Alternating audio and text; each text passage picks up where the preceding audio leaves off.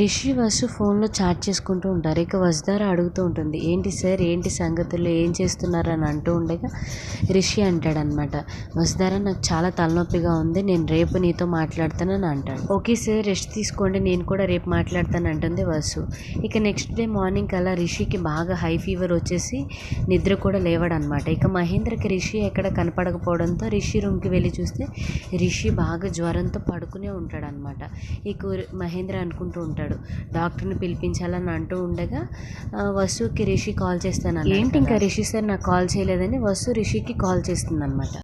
మహేంద్ర ఆ కాల్ని లిఫ్ట్ చేసి వసుతో ఇక రిషికి ఫీవర్ వచ్చిందని చెప్తాడనమాట. ఇక వసుధార ఉన్న పలంగా రిషి ఇంటికి వచ్చేస్తుంది అనమాట. వసుధార ఇక రిషి దగ్గరికి వెళ్ళి, అయ్యో రిషి సార్ మీకు ఫీవర్ వచ్చిందా, ఇప్పుడు ఎలా ఉంది అని టెన్షన్గా అడుగుతూ ఉండగా జగతి అంటుందన్నమాట, వసు కూల్, ఏం కాదు, డాక్టర్ వచ్చి చూసి వెళ్ళారు, ఒక 2 డేస్లో తగ్గిపోతుందని చెప్పారని అంటూ ఉండగా ఇక అక్కడే ఉన్న దేవయాని అంటూ ఉంటుందన్నమాట, మిషన్ ఎడ్యుకేషన్ ప్రాజెక్టు కోసం రిషిని అటు ఇటు తిప్పుతూనే ఉన్నారు, అందుకే ఈ ఫీవర్ వచ్చిందని అంటూ ఉండగా మహేంద్ర అంటాడు, ఆ ప్రాజెక్ట్కి దీనికి సంబంధం ఏముంది వదిన గారు అని అంటేసరికి ఇక వసుధార అంటుందన్నమాట, మేడం మీరందరూ వెళ్ళిపోండి, రిషి సార్ని నేనే చూసుకుంటాను, ఫ్లాస్క్లో కొన్ని పాలు పోసి ఇవ్వండి మేడం, రిషి సార్ని నేను చూసుకుంటాను, మీరు వెళ్ళిపోండి అని వసుధార అంటూ ఉంటుందన్నమాట. ఇక వీళ్ళు ముగ్గురు కూడా బయటికి వచ్చేస్తారు.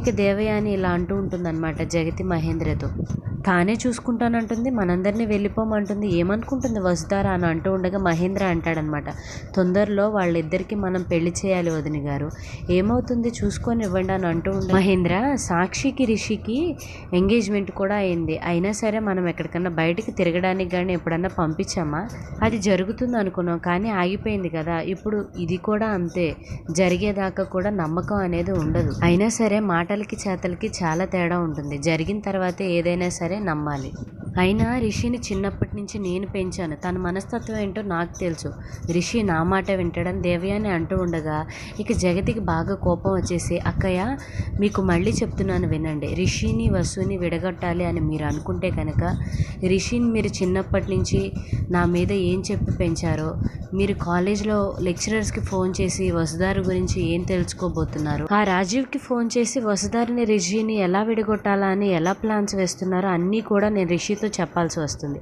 ఇదే నేను మీకు ఇస్తున్న వార్నింగ్, మర్యాదగా రిషికి వసుకి మధ్యలో రాకండి అని జగతి దేవయానికి గట్టిగా వార్నింగ్ ఇస్తుందన్నమాట. ఆ రోజంతా వసు రిషిని చూసుకుంటూ అక్కడే ఉండిపోతుంది అనమాట. ఇక తెల్లారిన తర్వాత వసు రిషిని చూసి, నన్ను చూసుకుంటూ నైట్ అంతా ఇక్కడే ఉన్నావా వసుధార అని అడుగుతాడనమాట.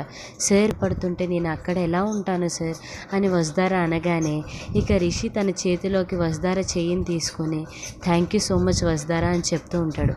ఓన్లీ థ్యాంక్ యూ నేనా ఎండి గారు అని వసు అడుగుతూ ఉండగా ఇంకేం కావాలి వసుధార అని రిషి, సార్ మీరు నా పక్కన ఉంటే చాలు, నాకు అదే కొండంత ధైర్యం, నాకు ఇంకా ఏం అక్కర్లేదు సార్, మీ కోపం తగ్గి మీరు నేను ఇద్దరం కూడా సంతోషంగా జీవితాంతం బ్రతకాలనేదే నా కోరిక అని వసు అంటుందన్నమాట. ఇక ఆ మాటలకి రిషి వసు వైపు ప్రేమగా చూస్తూ ఉండిపోతాడు. ఈ వీడియో కనుక మీకు నచ్చినట్లయితే please like, share and subscribe to my channel. Thank you for watching this video.